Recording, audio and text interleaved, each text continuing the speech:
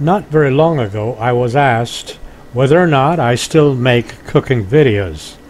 Well, the short answer is yes, I do. As a matter of fact, I enjoy making cooking videos because I can eat what I make. See? Today, I'm going to fry an egg, but in fact, I also want to talk about the frying pan in frying an egg. First things first, let's talk about the oil that you use.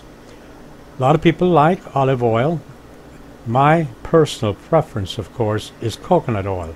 I love using coconut oil. The next thing, let's talk about a frying pan.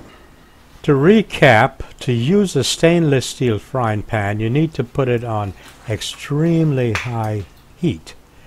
Then pour in your oil and wiggle it around a little bit for a minute, maybe 2 minutes, and then you want to discard the oil itself.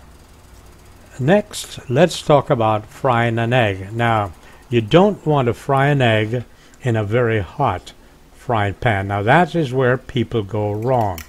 What you want to do, if you're going to fry an egg, for example, or to cook in a stainless steel pan, is to use medium or low heat.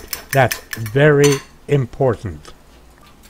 After you have cured your frying pan, then you want to put your heat down to medium or low, as I said, okay?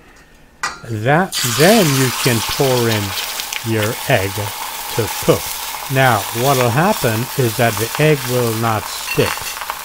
Trust me on that one. Medium or low heat and your egg will not stick. Maybe that's the reason why a lot of these frying pans can be found in thrift stores. Well, anyway, if you cure your pan and you cook on medium or low heat, then your egg simply won't stick. And it is, by the way, the perfect way to cook egg, especially if you like yours over easy. Now, as for me, I cooked my egg. I am going to make a sandwich. I like bacon. I usually fry bacon and put them in the freezer until I need them. Then I add my egg on my sandwich, just like that. And of course, the next thing is to enjoy my handiwork. The important thing to remember is this. Oh, by the way, clean up after you get cooking. Just use a paper towel and wipe out your pan. Just a reminder that if you use soap and water to wash your pan, you're going to have to cure it all over again. Now you know.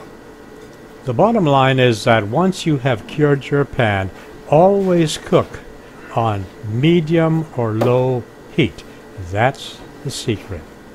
Bon appetit!